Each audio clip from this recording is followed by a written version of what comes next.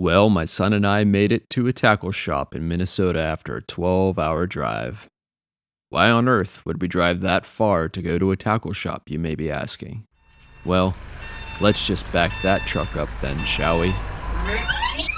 It all started late Thursday evening. I spent most of the day cleaning out my truck in preparation for filming an upcoming full tour of what supplies I keep in the cab. I got home and ate dinner in front of the computer while watching Mav's latest video, where he introduced his new truck camper build. If you don't know who Mav is, he is one of the largest content creators within the truck camping genre. His channel has done really well and is approaching 2 million subscribers. Mav seemed to be a real likable fella, and he played a role in piquing my interest in the world of truck camping. So when he said he was going to conduct his first meetup at a tackle shop in Minnesota, it started the wheels turning. Then enters my wife. Did you ever dip your toe in the water before jumping in? Well, I was about ready to test the water. We talked about the upcoming weekend, and I joked with her that I wished I would be in Minnesota. After explaining to her that it would be cool to thank Mav in person for taking his viewers along with him on his journeys, she said, "I think you should do it." I didn't know what to say. It had been a while since I've done something at the drop of a hat. I learned a long time ago that when the wife says, "I think you should go," instead of, "Just go if that's what you want to do," you don't look a gift horse in the mouth. That's idiom number 4 if anyone is keeping track. And no, I am not saying my wife is a horse. I asked my son if he was up for an adventure. To my surprise, he said yes. So we packed up our gear and started on our road trip mid-Friday afternoon. We drove about 7 hours and decided to call it a day. It felt great to relax and have a drink by the fire. Okay, so it wasn't a real fire. We couldn't find a campground open for the season yet, so we ended up in a hotel. But a man can dream, can't he? It was late, so we hit the sack. The next morning, we stopped by a Whole Foods and grabbed some bananas, and I made some oatmeal in the truck. I must have my oatmeal, pecans, and a banana, along with a green tea to kickstart my day. The city folks driving by didn't know what to think about this country bumpkin cooking breakfast on the tailgate of his truck. God bless America.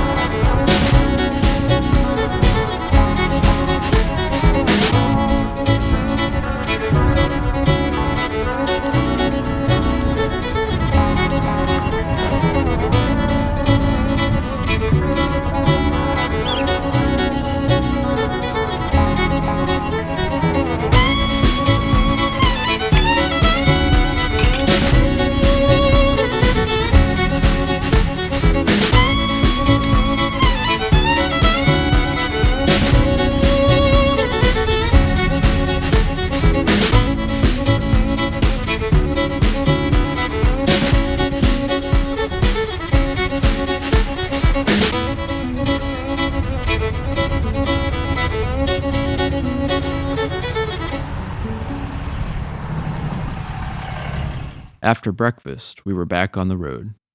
Another long day of driving, and another failed attempt at finding an open campground.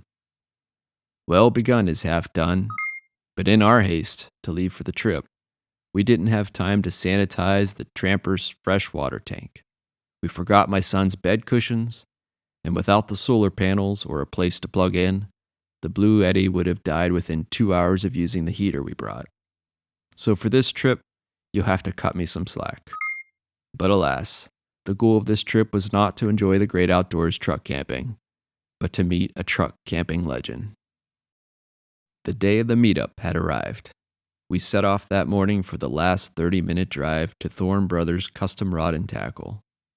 As we reached our destination, there it was, parked on a grassy patch next to the road. The white Ford F-150, Mav's trusty white steed, that so many of us have followed on so many journeys, glistening in the mid-morning sun. That is, the parts not covered by a layer of dirt and salt from the many adventures it had been on. It was right as rain. The place was jumping. We may have driven the farthest, but by no means were we the only ones who journeyed to the meetup that day. As we made our way into the packed store, there were signs and a friendly staff guiding the way to the second floor where the meetup was taking place. How you doing? Good. We made our way up the stairs and waited in line.